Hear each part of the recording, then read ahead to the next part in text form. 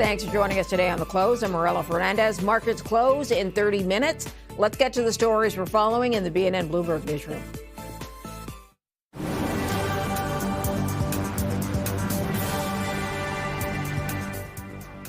Shares today of Dollarama are seeing some pressure. The discount retailer posted same-store sales in its latest quarter that came in below estimates. Dollarama says unfavorable weather conditions negatively impacted store traffic, but on the upside, it did beat profit and revenue expectations and boosted its dividend.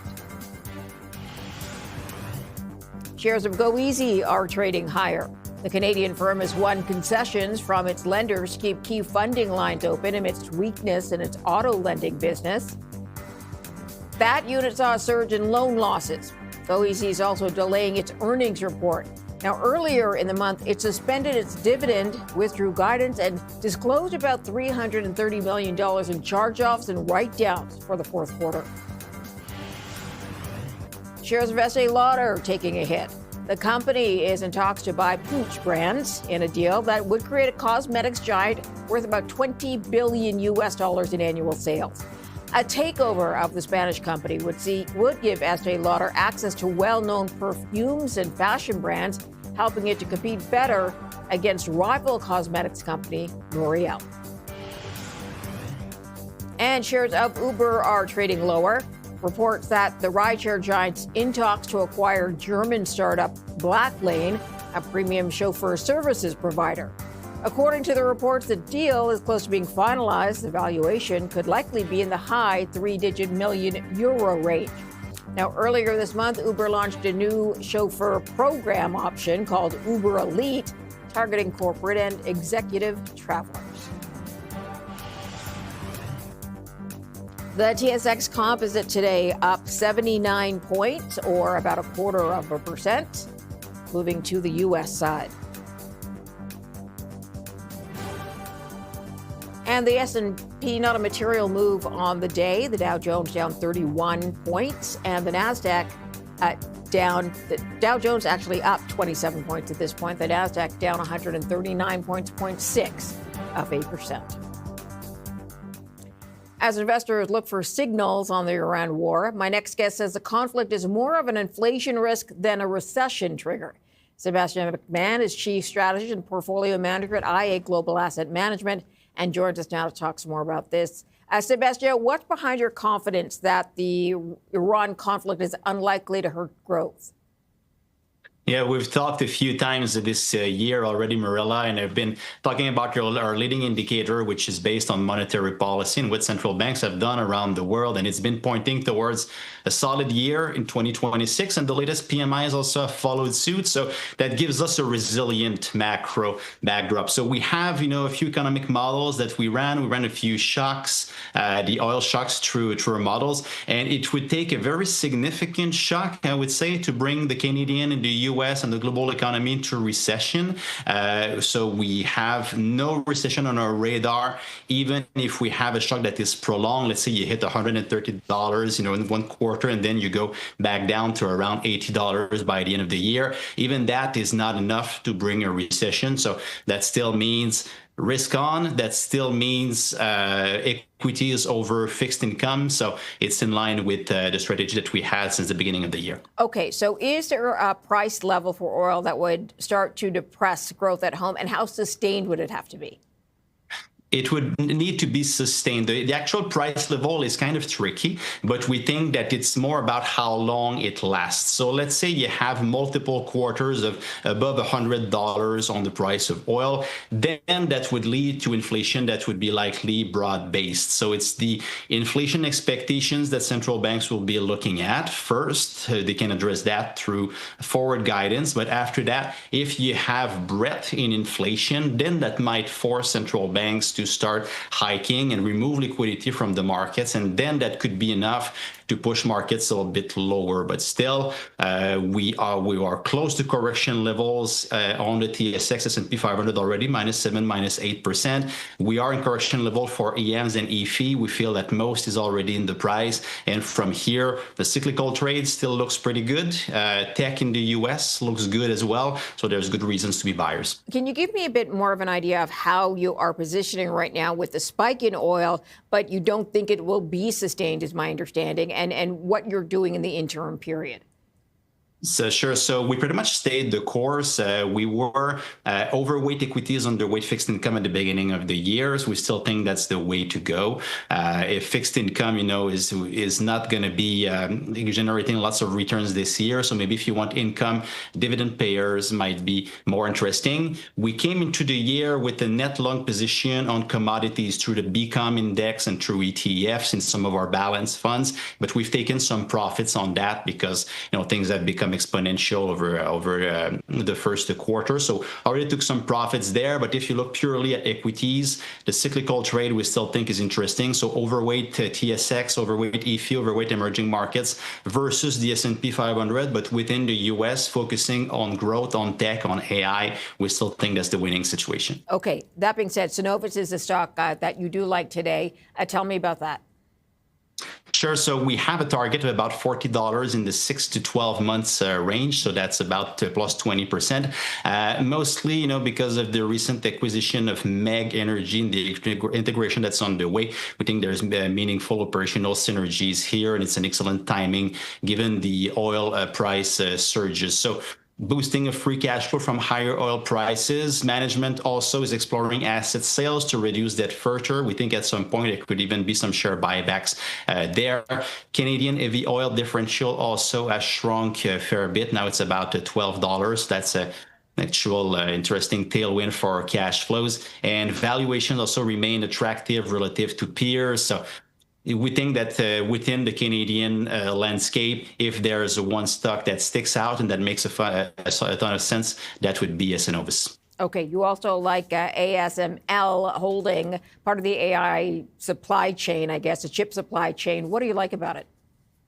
Yeah, exactly. So this is a company from the Netherlands, but you can trade in the US. Price is about $1,400. Now our target is $1,900 in 24 months, so plus 40% over 2 years. The news flow of 2026 has been very interesting so far, and we kind of forgot about the AI trade, but we're still bullish on chip makers. ASML is a key player, and we feel that the main constraint on AI right now is not memory. The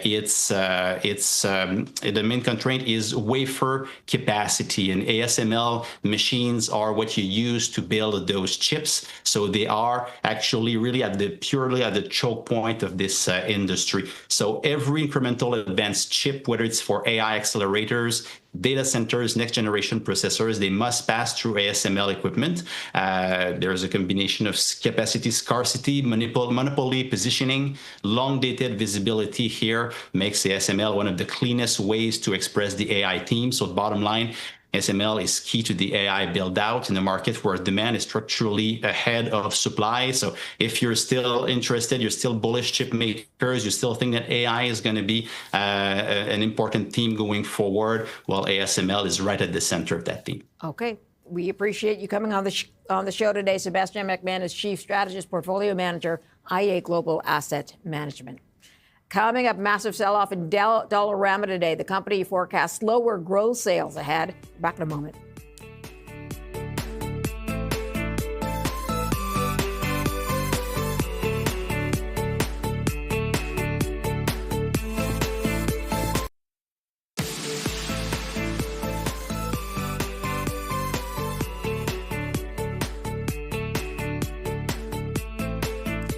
A harsh Canadian winter hurt Dollarama's Q4 sales. The company is now forecasting slower same-store sales growth.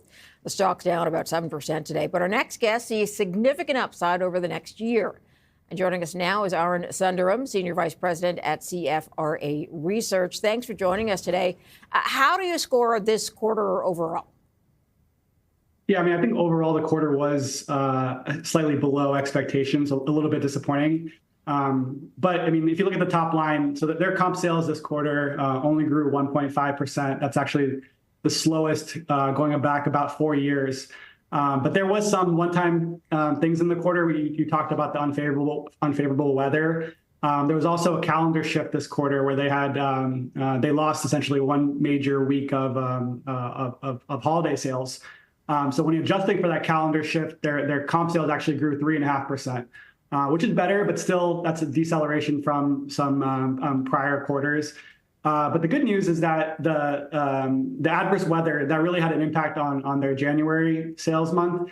And as they entered February, which is their Q1 of this current fiscal year, it seems that traffic and sales have sort of rebounded in February. So that bodes well for the remainder of the year. Which is fine, except I think we got hammered in Ontario with this winter weather far beyond January, so that might be a problem moving forward. The stock is down 7% today, as you know, but you have a 12-month price target of $217. That implies 25% roughly upside. So do you think investors are getting it wrong right now? I wouldn't say investors are getting it wrong, but I think you have to look at the longer-term growth story of Dollarama, right? So right now they're making some major investments in various parts of the world. So they're a leading value retailer in Canada, as everyone knows. They're also a major player in Latin America as well through their investment in Dollarcity. And they're investing in that business as well. Dollarcity just entered Mexico last summer, so they're still ramping up operations there. So that's having a slight near-term profit impact on the business. And then also Dollarama last year, they acquired a leading discount retailer in Australia called The Reject Shop.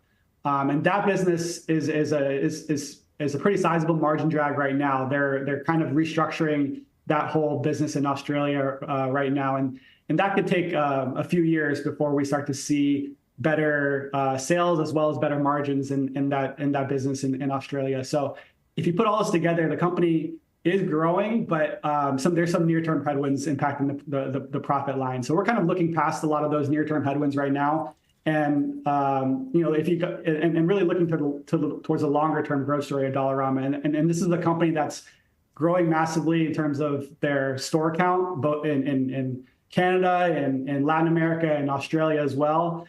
And they're also one of the top earnings compounders in our entire retail coverage. This is a company that generates above 20% operating margins.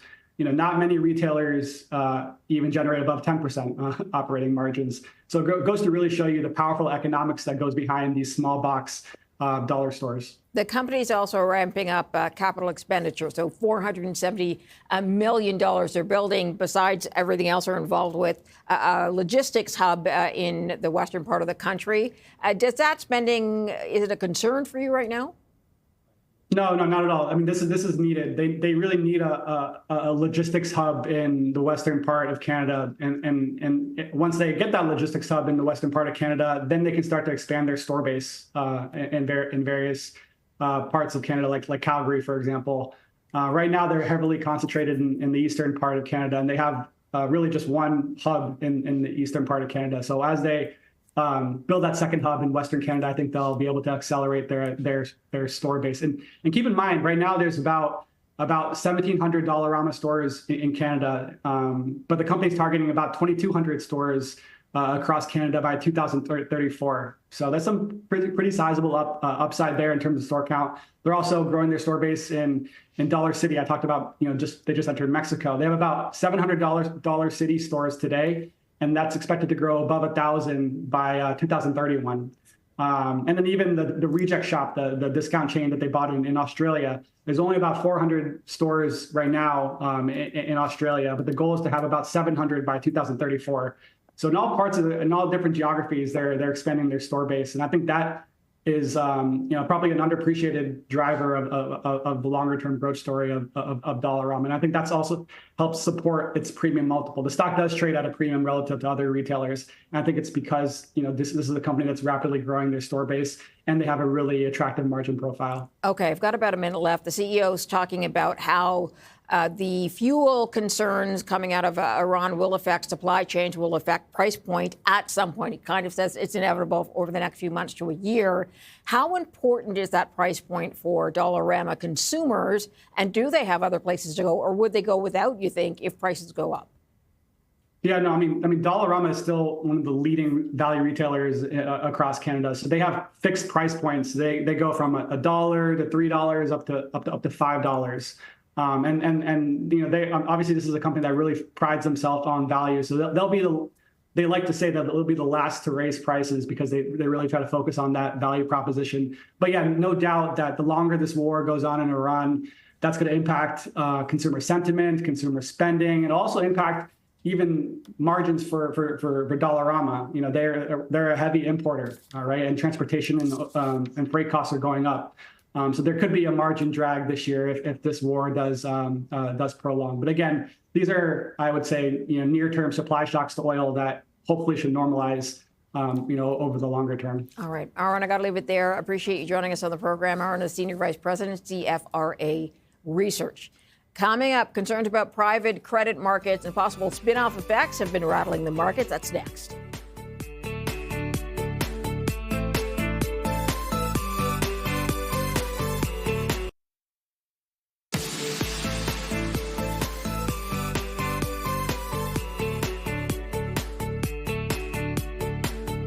Private credit has been in the spotlight as retail investors have been rushing to withdraw from private credit funds. Some of those funds have responded by limiting redemptions, and that includes two of the biggest names in private credit, Aris Management and Apollo Global Management. Both blocked investors from getting even half of the money they wanted.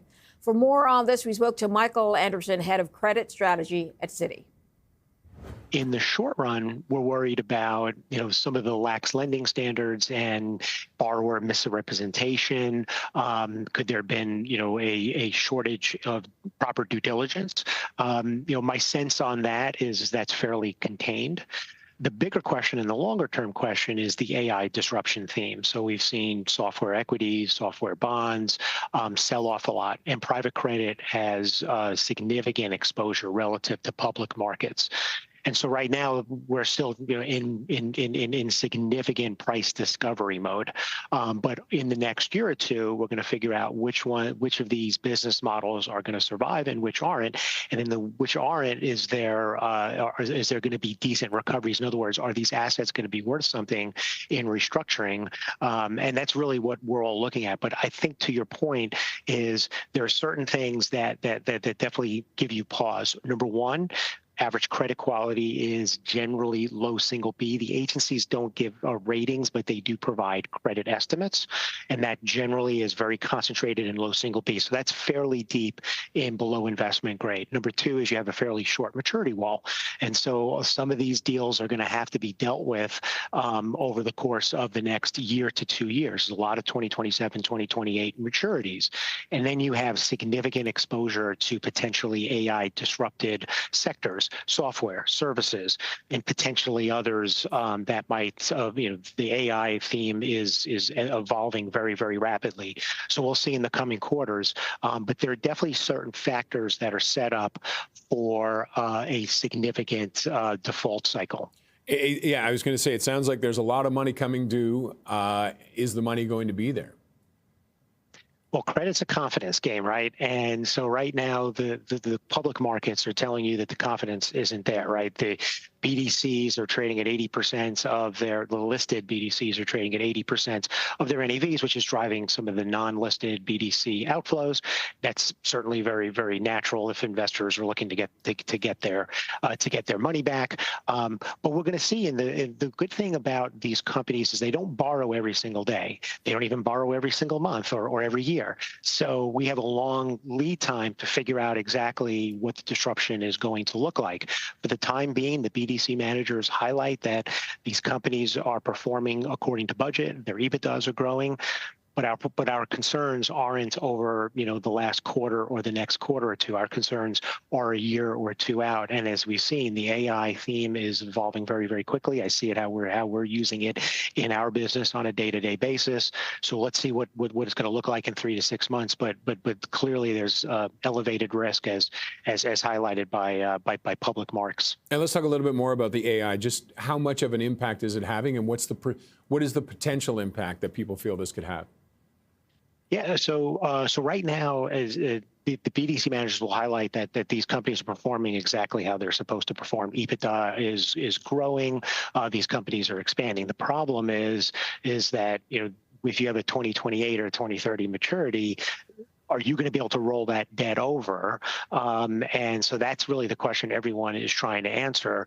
For what it's worth, in our recommendations, we're underweight the sector within the public markets that we have recommendations for.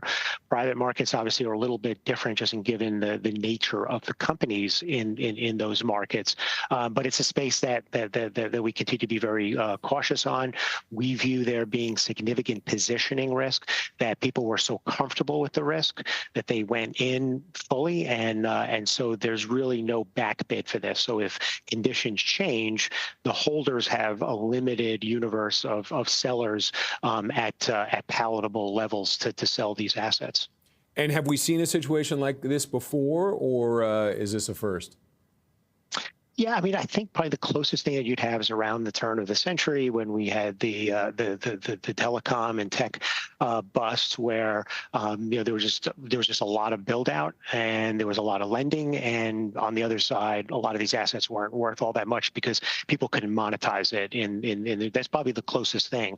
But this is more like a potential melting ice cube, where companies are performing perfectly well, but maybe in the next 2 or 3 years they get disintermediated by a technological revolution like AI. So, one thing about cycles is that they're different enough that if you knew about one cycle, it doesn't necessarily help you in another cycle. I mean, we tend not to make the same exact mistakes that we made the last time. We tend to make new mistakes. Yeah. And now, what's the regulation in here? It feels a bit Wild West. Is there a lot of regulation or no? Well, one of the reasons why a lot of this lending went private is because there was more flexibility. Now, I think the managers would say to you, well, we're not going to do the deals. Like, there's not a good marketing, a good marketing scheme to say we're doing deals that the banks can't do because of regulations. But certainly that certainly was a factor in terms of regulations tend to be a very blunt instrument, and so one size doesn't fit all for all deals, and that's one of the things that allowed private credit to build. And then the other thing was, when the Fed was hiking rates in 2022, it was just the banks had gotten long some LBO risk at a time when everything was just being pulled back because the Fed was hiking rates. So some of this is a timing issue as well in terms of allowing private credit to grow the way it has in the 20s. Michael Anderson, head of credit strategy at Citi. Another look at the markets ahead of the end of the trading day. The TSX is up 49 points and the S&P 500 down almost 30. The NASDAQ down close to 200, so about 0.9%. We'll have the end of day numbers when we come back. Stay tuned for that. Those are coming up straight ahead.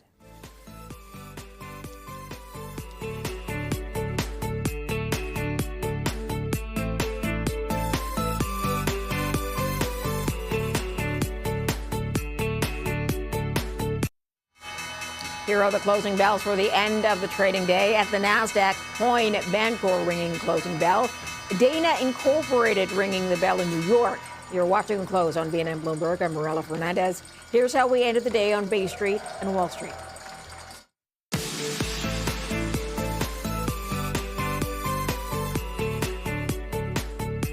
Kind of a mixed day on the North American markets, with the TSX up 57 points, or 0.2%. The S&P dropping 24 points today. The NASDAQ up 0.8%, so 0.8%, or 184 points down. Let's get to the movers in Toronto.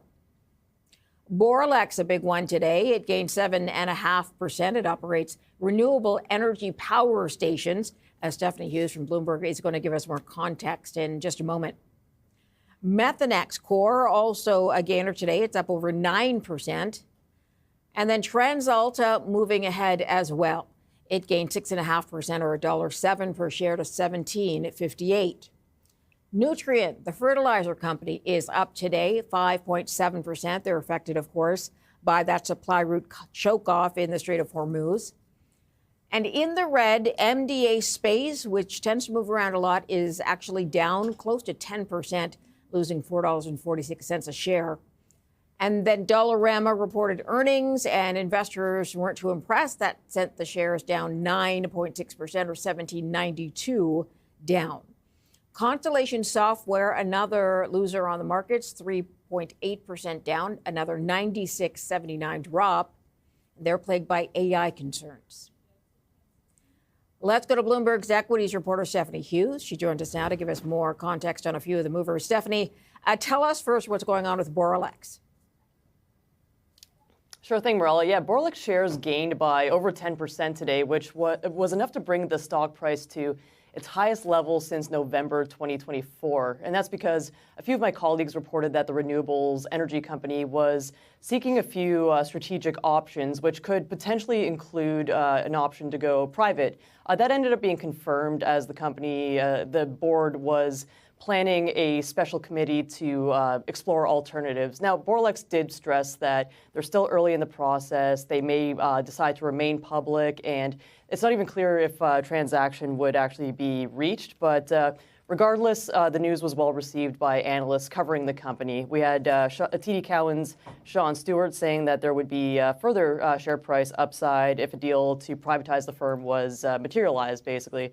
And at Scotiabank, Robert Hope said that the strategic review bears some resemblance to when Intergex went private, given the similar business mix and growth drivers. He also added that Boralex is really negotiating from a position of strength because of its secure growth profile and funding plan. So taking a step back when you're looking at the share price performance for Boralex, that stock is up by over 30% on a year-to-date basis. Most of those gains are because of today's move, but it's still a little bit off the highs of 2021, or a lot off the highs of 2021, when there was a lot more of a bullish sentiment around renewables energy under the Joe Biden administration. But still, double-digit gain at its height today for Boralex. Nothing to sneeze at. It's a step in the right direction, Marella. Okay, let's get to Dollarama, of course. They reported earnings, but what were investors reacting to? The stock dropped. Yeah, it's a flip side. On the flip side, it's a different story for Dollarama that had a rough go of things. That stock fell by nearly 10%, which was its biggest intraday drop since the onset of the pandemic in March 2020. And that's because it missed on its comparable sales growth of 1.5%. That fell short of what analysts were expecting. But the adjusted earnings and adjusted earnings before factors like interest, taxes, and other variables, that came ahead. Analysts acknowledged that the comparable sales mix would take up most of the attention today, but the Jefferies team did say that these were solid results because of revenue gains in Australia and net new stores and positive Canadian sales. TD Cowen's Brian Morrison also said that the 2027 guidance was prudently conservative and noted that there was a comparable sales mix, but added that once that's all digested, once the markets get over that, Canada still remains a really strong growth driver, and there's still a lot of pretty significant growth opportunities in Latin America. So it might be, analysts are getting the sense maybe this is an overreaction. They also did, over on the conference call, the company said that there may be some energy price shock read-throughs stemming from the Middle East conflict that might translate to higher prices. Maybe that's weighing on it too, but we'll have to see how, if there's a recovery rally tomorrow, if shareholders get sober second thoughts, Marella. Yeah, in case they shake off their concerns now. All right, Bloomberg, Stephanie Hughes in Toronto. Thanks for that. Let's go to south of the border movers with Bloomberg senior equities reporter Bailey Lipschutz. Bailey, the Strait of Hormuz causing a lot of trouble. We know gas supplies, oil supplies, natural gas is something that's affected. How are the major gas players responding? they're rallying today as the uncertainty continues to abound. And the big driver for some of these U.S. listed companies and U.S. domiciled companies is the fact that there's a tighter supply. So that ultimately is causing a knocked-on positive effect for exporters or those who are simply moving it around the U.S. So looking at shares like Venture Global, Cheniere, and Diversified Energy, as you can see, pretty strong moves higher.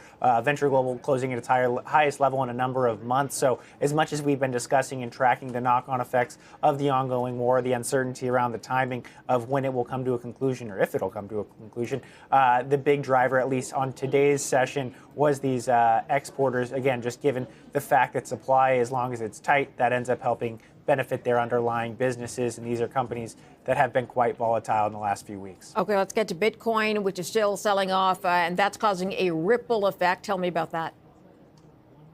Yeah, causing a ripple effect. So we're seeing a number of companies exposed to the industry under pressure. The big driver of today's downside move for the likes of Circle and Coinbase was the draft or reports of a draft for the Clarity Act here in the U.S. and what that could mean for stable coins. So the big knock, as Bloomberg was reporting among with some other outlets, is that there could be an impact on the rewards offered for holding cash in stable coins. So not only would that create some kind of downside for people who would use Circle, which creates USDC, but also the broader ecosystem for Coinbase, which offers about 3.5% of rewards to those who are using their stablecoin. Also, again, just dealing with the broader volatility around Bitcoin, but it does seem like at least today's big move for a number of these companies tied to the Clarity Act draft, as you can see, 10% or 20% drop almost on Circle, worst day since it went public last summer, and then Coinbase again down under pressure after the potential knock-on effects and what it could mean for their ability to upsell some of their product to users.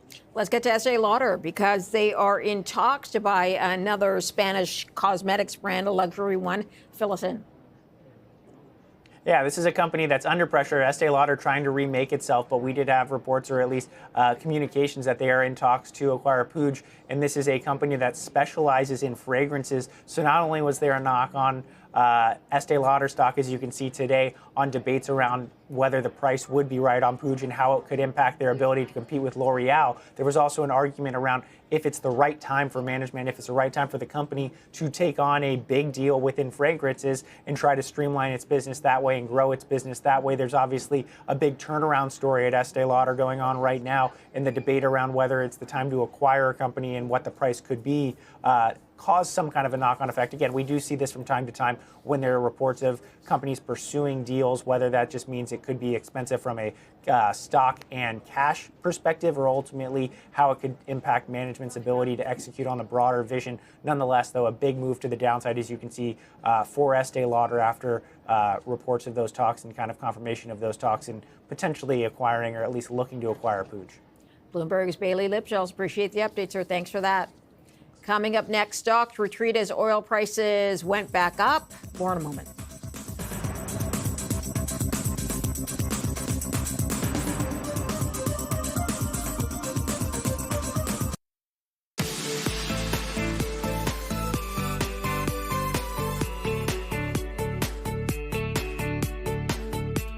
Monday's market rally lost steam. Oil prices went back up today, but investors should beware of overreacting. Christopher Davis joins us now. He's partner at Hudson Value Partners, and that came from him. Christopher, markets have seen a lot of volatility, not just in the last 3 weeks, but really the last year and a half. Do you think right now investors should be nervous? Well, there are always reasons not to invest. If your time horizon is the next 2 to 3 weeks, yeah, there's definitely plenty of reasons for caution.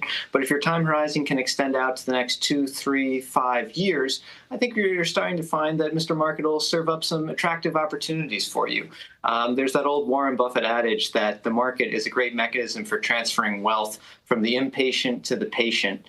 And, there are definitely some opportunities and a lot of self-interest for the various parties involved in this current conflict that is creating all the headline risk for the markets to find an off-ramp and to find a resolution. Okay, lots of the stocks have been dragging down. Oil prices have been up and down. Gold has been selling off.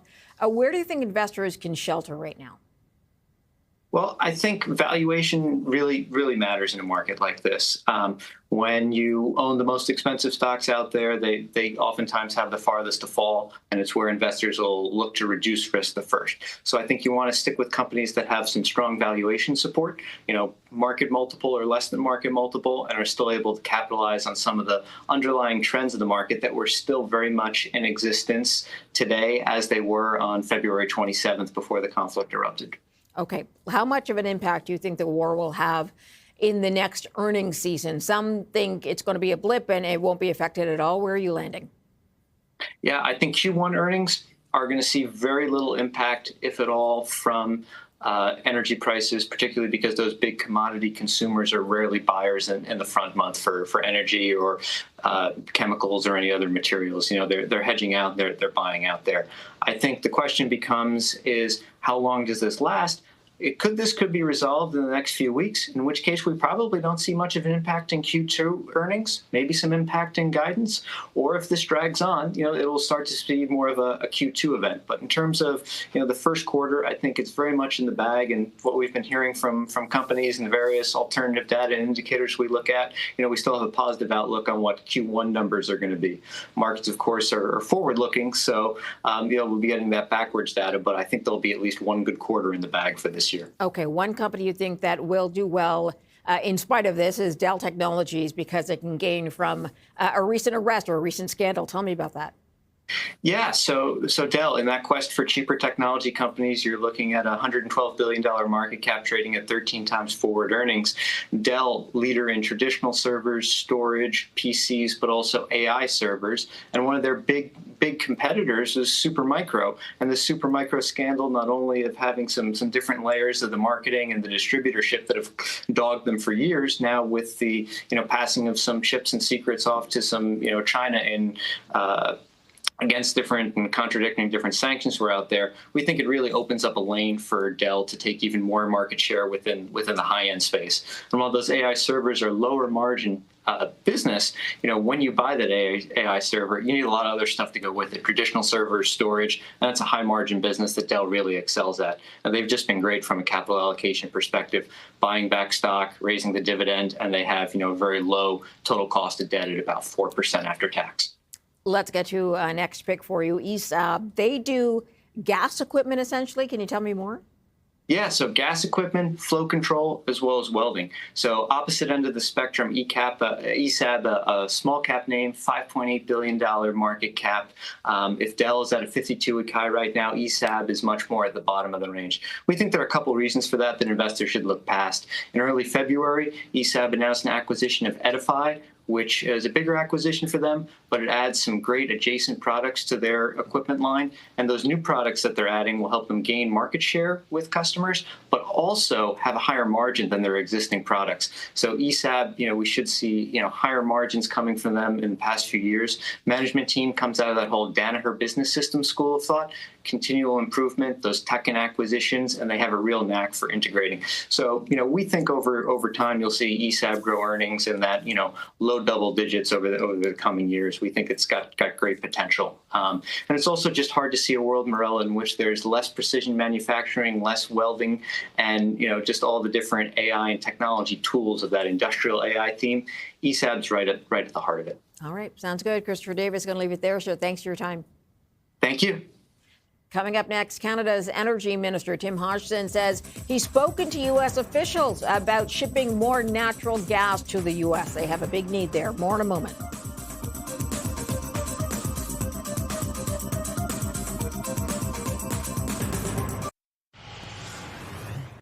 Canada's Energy Minister Tim Hodgson says he's spoken to American officials about shipping more natural gas to the U.S. for LNG export and to support a data center demand. He spoke to Bloomberg's Julie Fine at CERAWeek in Houston. The IEA says if you are a net importer of oil, you need to have reserves. Canada is a net exporter of reserves. So, for example, the United States, you're the biggest producer of oil in the world. You produce 12 to 13 million barrels per day, but you use 20. Let me be really clear. You produce 12 to 13, you use 20. 63% of that difference comes from Canada. Canada exported almost 4.5 million barrels to the United States last year. How we will do that is increase our net exports.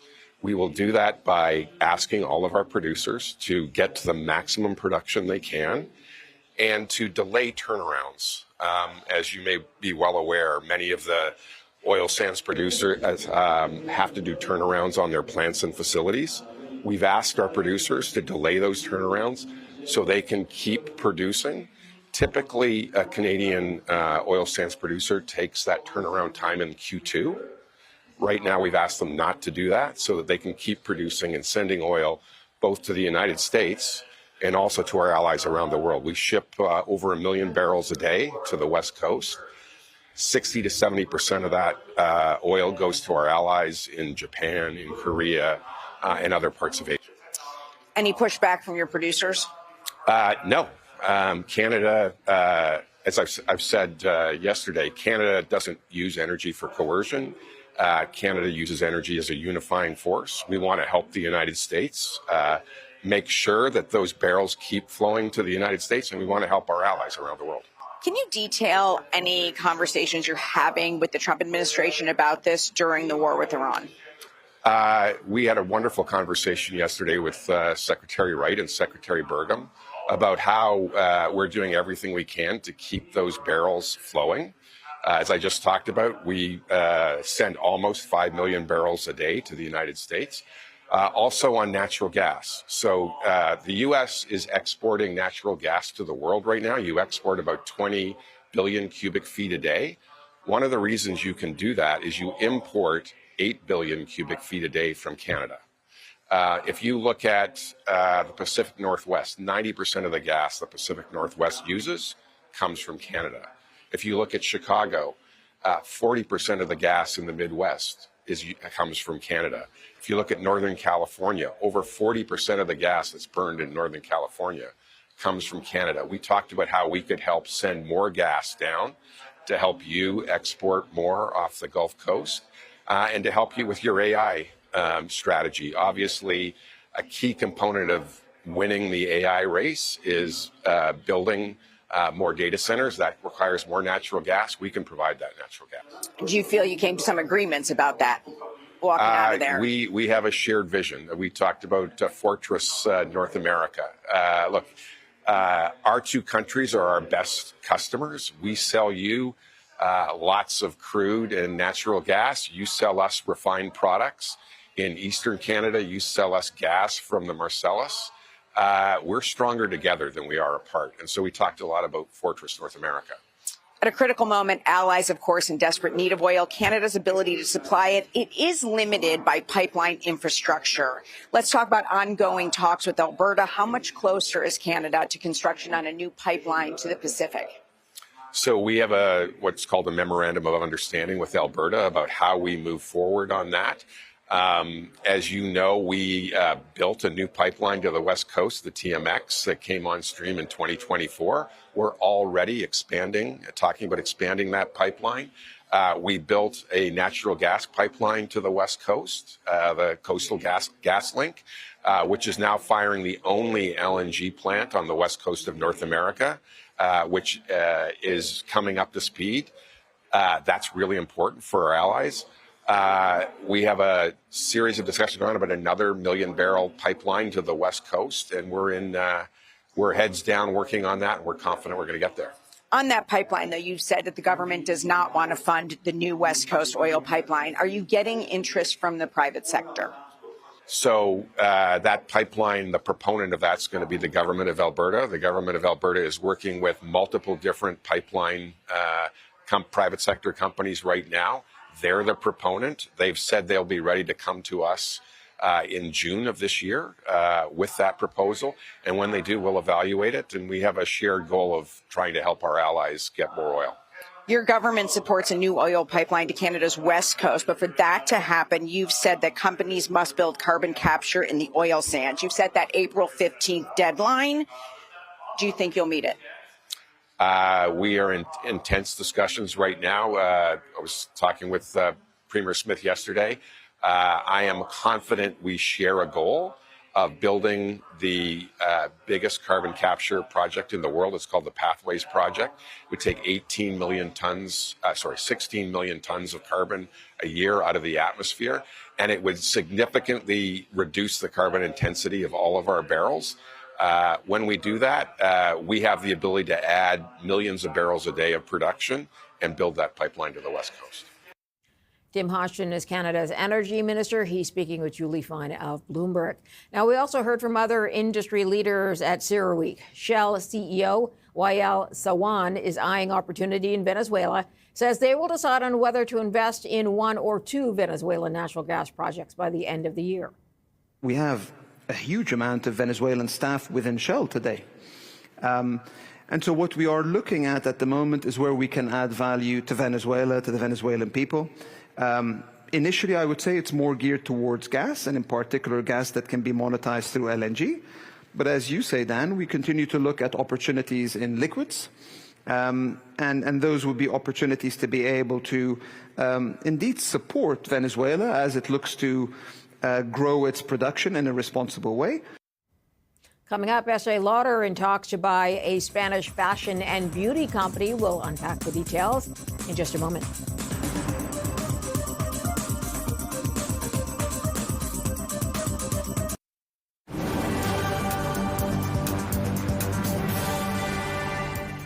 Here are the stories making headlines today. Shares of ARM Holdings trading higher after hours. The company will begin selling its own chips for the first time. ARM says Taiwan Semiconductor will produce the chips, and Meta will be the first major customer. Revenue from the new chip business is expected to be roughly $25 billion within 5 years.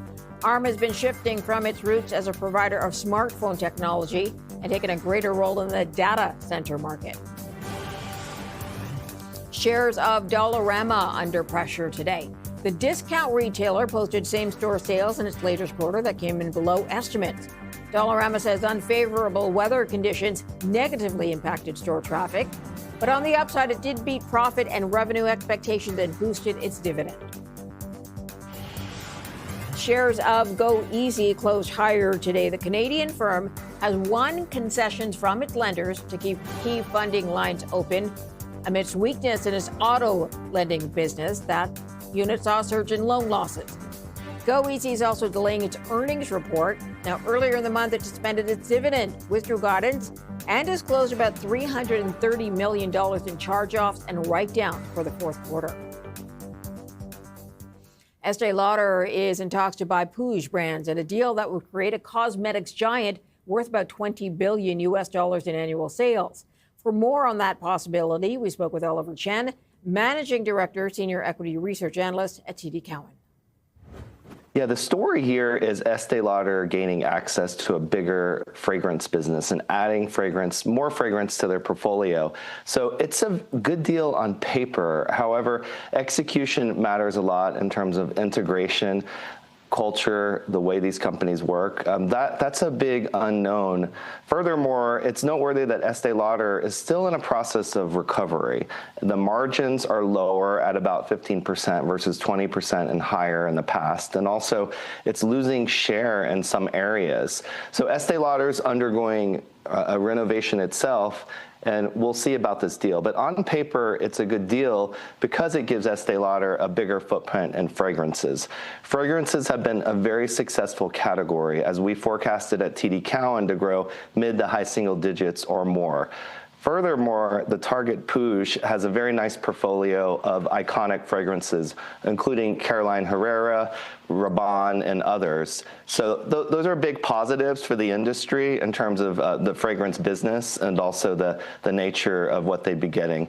Puig valuation has been lesser in terms of the IPO and what's happened with Puig over time. So it's a good value as well with that valuation. Otherwise, Estee Lauder may have to do several small M&A deals to achieve what's possible. But the devil's really in the details, and it's about almost hiring a DJ before you have a venue or wiring. I love that reference in your notes. Has Estee Lauder ever done anything like this, anything this big? No, it's one of the biggest deals. Earlier in the history of the company, there's been Tom Ford deal and smaller deals as well. And integration has been a consideration for Estee Lauder, meaning it's not always been easy for this company to integrate some of the brands. So that's something analysts and I'm watching too for what it means. It takes a lot of people and marketing and skills. We also have a lot happening in the beauty industry, meaning TikTokification, Amazonification, the continued new channels at which consumers are shopping. So that's part of the story, which makes it quite dynamic. Another element is competing against big heavyweights such as L'Oreal, and that's part of what these companies are looking to do. As we look ahead, Puig is also developing some skincare. So Estee Lauder is iconic for La Mer, advanced night repair, skincare. That's a potential synergy to Puig too. And there are synergies like sharing research and development, centralized costs as well. And also Puig has done a very good job executing on global campaigns with the right amount of drama too. And the culture, potential culture clashes, what might be issues with that? I'm looking, the family has 90% of the voting rights that's involved with Puig, and could that be an issue at all, do you think? Yeah, it's always a consideration. You know, you really have to get that piece right because these brands are about humanity and managing them for the long term. What's good about Puig, as we see it, is their iconic portfolio brands has been very stable, and the family has been committed. That being said, any deal that happens, needs to have that compatibility, especially because this is a unique Spanish-based company with a long family heritage. But perhaps the two can be better combined, and they see opportunities. But partnership and leadership, that's a big part. It looks great on paper, and it's probably accretive. However, this will not work if the compatibility isn't there with the power structure as well. And where are the growth opportunities with this? Well, fragrances in terms of what's happening there globally. Also, skincare in terms of Estee Lauder bringing skincare capabilities to Puig as well. And but I mean, beyond, like, obviously acquiring the company, but where would potential opportunities lie expanding the fragrances or bringing them to new markets? Yeah, what the footprint becomes more sophisticated. Estee Lauder has some nice strongholds in Asia and travel retail as well. Puig has some very good strongholds in Europe. So globally, it's a good picture as well. Puig has done a good job launching in some specialty wholesale channels. That's another area which is quite healthy for both players. Travel retail, and Puig has done a good job with brands like Byredo and others on direct to consumer. So I think those are all channels where the modern beauty shopper is shopping. Both of them need to face the challenge of Amazon and what to do there. Estee Lauder has partnerships with Amazon, so there's learnings there as well. And both of them have relationships with Sephora, which is owned by LVMH. So it's synergistic in terms of these opportunities across the channel, and they'll have to modernize together. Estee Lauder is a work in progress in terms of becoming more digitally enabled and driving more loyalty and younger customers. Puig has a very nice portfolio of brands within masstige and premium mass, which is quite appealing to younger customers as well. And you mentioned about digital. Just curious, how does AI come into play in a sector like this? Yeah, we're thrilled about AI. I teach a class at Columbia Business School on AI as well, but AI is coming through the consumer experience in terms of conversational commerce and personalization. AI is also a real unlock for the logic of retail and supply chain and inventory management and getting the right stuff to the right place at the right time.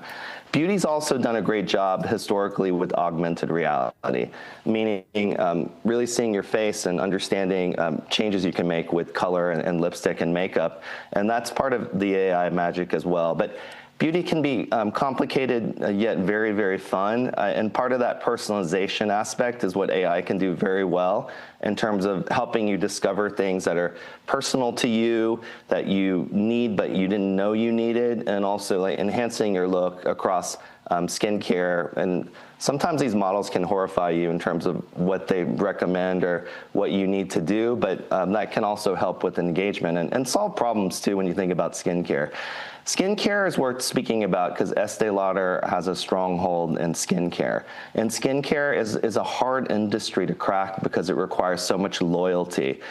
So that's something on a combined basis that Poosh could benefit from. And there's a lot happening in the world of skincare with medicalization and efficacy and diagnosis and sun care that will be a continued of interest to all consumers as that category evolves too. Oliver Chen is Managing Director, Senior Equity Research Analyst at TD Cowen. Up next, Tesla shares rising a little bit today after the company announced plans to develop chip facilities in partnership with SpaceX. Back in a moment.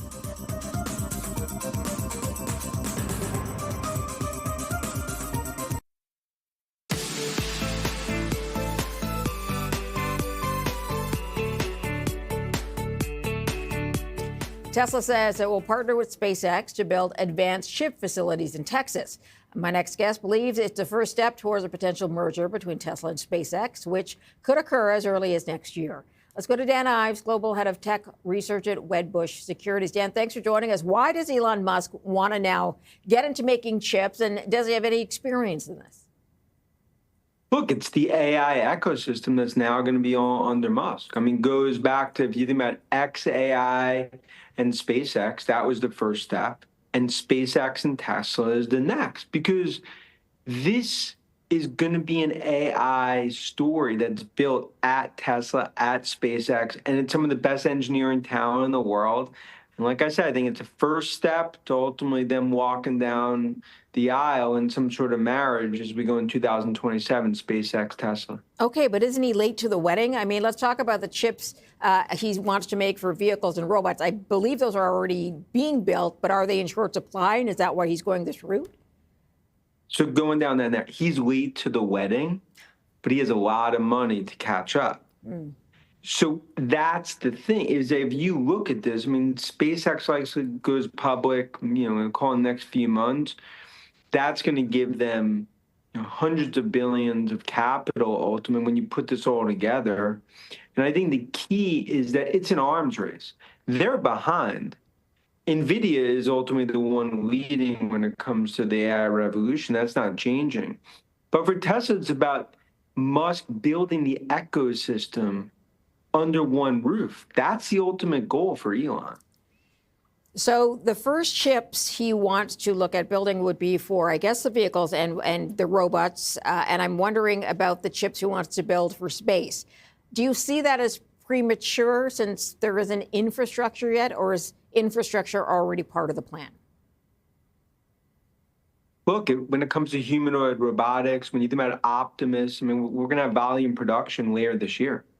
Autonomous, in my opinion, is going to be the biggest story ever at Tesla, and that's worth $1 trillion alone, even though right now, obviously, going through a very white-knuckle moment in tech.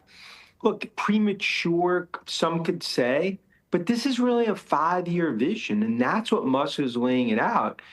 Go back to Apple, different, but Apple said they're going to build their own chips. Intel's like, okay, let's see you build it. Look what happened. Apple built it, and that really started the demise of Intel. I'm just saying it's a very important juncture for Tesla and Musk. What would Elon Musk have to do to make this happen? I mean, clearly he would have to bring the right people over with expertise. Does that mean poaching from some of the other companies like Samsung that are already in this? Well, look, they're obviously poaching some talent, but if you go to SpaceX, Tesla, XAI, under one hood, you're talking about some of the best engineering talent in the world. So, yeah, there will be some from the outside that have to come in, but as someone like myself that, has known Elon, covered Tesla for so many years, so many times back against the wall, he's been able to do it. I'm not saying there's not going to be, some hurdles. But I believe this is very, very realistic in terms of Terafab. Is there any timeline you're hearing about how quickly this could happen?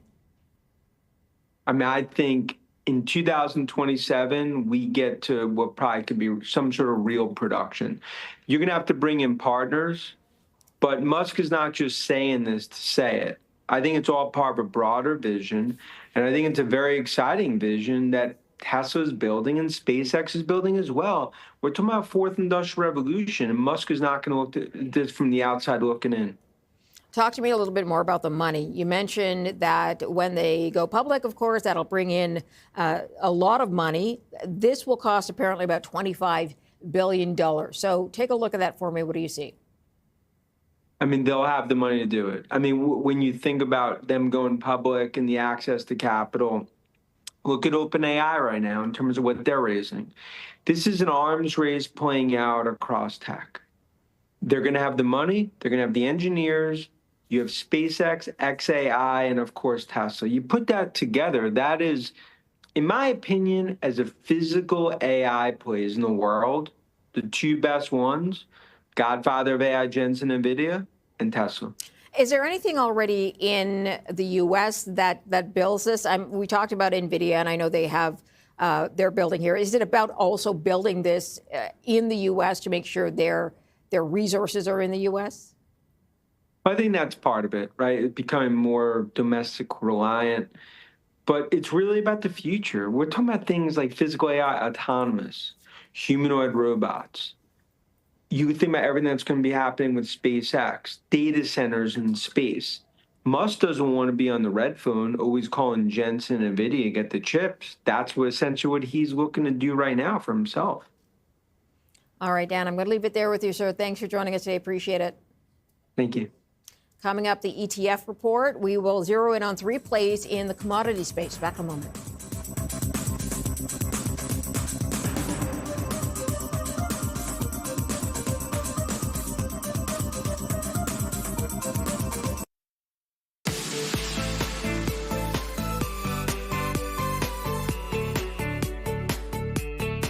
Time for the ETF report. Our next guest says broad commodities can help with inflation and geopolitical shock. Mike Philbrick is that guest. I think that gold and the global economy still faces all of the trials and tribulations it did back in January. You've got central banks that are now going to have to face the dilemma of keeping rates a little bit higher to fight inflation, and that, degradates the traditional bond diversification opportunity, which leaves you with gold as a diversifier. And that diversification impact is coming from the fact that we've got some sustained inflation, some supply disruptions, and geopolitical stress, which all lead back to gold. And remember when we chatted in January, when we were having that big spike, I did mention that, if you've been in it, great, you might want to sell a little and rebalance. But look for some sort of pullback, because most people and most investors don't have a position in gold. And this pullback represents an opportunity to start to build in that diversification for portfolios. Interesting. Obviously, we've seen oil. The price has been under pressure because of what we've been seeing in the Middle East. Basically, everything we're seeing right now seems to have some connection with that war in Iran.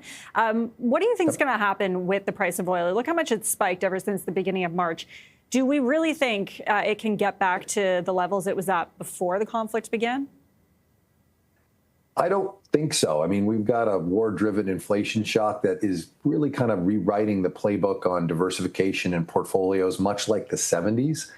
And so the idea that we're going to return to $55 oil might be a little bit optimistic. Possible, of course, but optimistic. And I think we've got to work through the disruption that we have currently, and that's accounting for, at the moment, 2% of global GDP. So it's not small, but we are working through that. And you're seeing in the price of both stocks and oil, it looks like the markets are anticipating some sort of resolution. And that's probably because it is very untenable on both sides of the negotiations for this to get worse. And so that drives a little bit more urgency to the negotiations. But obviously, how long these negotiations take, if they are in fact happening, would affect the outcome in terms of what we see in the markets. Is that right? Like, the longer this conflict goes on. Absolutely. Yeah. Absolutely. The longer it goes on, the more dire it gets. I mean, oil is oil, and energy. Hydrocarbons are in everything. They're in your food. They're in your plastics. They're in the car you drive, and so on. So they're very important to the global economy. Okay, let's get to your ETF picks now. Your first one is a BMO Broad Commodities ETF. What is it that you like about this one? Yeah, Zcom, or Zcom, I guess. Basically, this is a diversified, broad-based commodity ETF that gives you exposure to everything from the energy side, agricultural commodities, and precious metals. And why it fits now is that, in a current macro shock like we're experiencing, where you have it being more about inflation than it is recession, commodities are one of the few places investors can look to get direct exposure to those rising input costs. The supply disruptions, the geopolitical stress, all cause these commodities to rise in price. And this is the cleanest way to express that view and keep it clean in the portfolio. Now, you have to keep in mind commodity returns can be cyclical and volatile as well. So it is a part of the portfolio that can diversify those stocks and bonds, because if we enter a 1970s-like environment, stocks and bonds become correlated. They go down together, like 2022. But what often happens is if you have inflationary pressures, those commodities do go up in price, and that helps the portfolio be more stable. Interesting. Okay, and as we continue this conversation, particularly about gold, your next pick is CI Gold Bullion Fund. Yeah, that's Vault, V-A-L-T. And again, this is a physical gold exposure through an ETF. We've talked about this for probably 3 or 4 years. Gold remains the classic hedge against that monetary instability, geopolitical stress, and the declining confidence in traditional policy anchors, if you will. So this is providing a real piece of diversification beyond just your stocks and bonds. And with Vault, the nice thing here is the management expense ratio is around 17 basis points. So it's probably the cheapest one in Canada that can be bought. So nice, cheap, cheerful, and exposure to that bullion in your portfolio to provide better diversification. And something that really hasn't been talked about as much as gold recently is silver, which has been seeing its own shares of volatility, I guess you could say, ever since this war broke out. But that's your last pick, is iShares Silver Bullion ETF. So what is it that you like about this one? Correct. So SVR/C, and that's the physical exposure to silver in an ETF format. And so silver is a precious metal like gold, and why that fits is because it has both a monetary metal aspect to it, as well as that industrial demand story, which we're talking about the electrification, infrastructure spend, and hard asset scarcity and build out that's going to be required in an AI world. And so silver gives you a little bit more volatility than gold, and it can behave a little bit more like a risk asset. So during growth scares, it can come off a little bit. But just as we talked about back in January, there was this big run in silver and gold. And we said, well, maybe pause, but do keep an eye on these assets for some sort of pullback where you can start to build your position. Crawl, walk, run. If you have zero in your portfolio, it's time to probably get some precious metals and commodities in your portfolio. If you've got some and it's come down in price, well, rebalance and add back up to your allocation. I just want to get your thoughts on silver in general, though. Like, is it smart to treat it kind of as people treat gold, as a kind of safe haven, a place to go when things are looking a little bit uncertain, or is it not quite as safe as gold? It's not quite as safe as gold. Silver has this dual personality. It's a little bit of a monetary metal, sort of that store of value, but it also has a large slant towards industrial demand and that story that's coming from electrification, the story that's coming from the infrastructure build out. It's used in power, it's used in computer components and all of that sort of thing. So the demand side is quite strong, as well as it being a monetary metal. That's going to give it more oomph, more beta. So it's going to be a little bit more wild than gold. But you're going to reflect that in your position size. So if your position size in gold was 10%, maybe your position size in silver is 5%. So you're going to want to reflect that position size to account for the higher volatility that silver brings to the table. But it brings that dual mandate. It's kind of got that commodity side to it where it responds to industrial demand, but it's also got that monetary side where it behaves a little bit like a store of value as well. All right, just an update here on the conflict in the Middle East.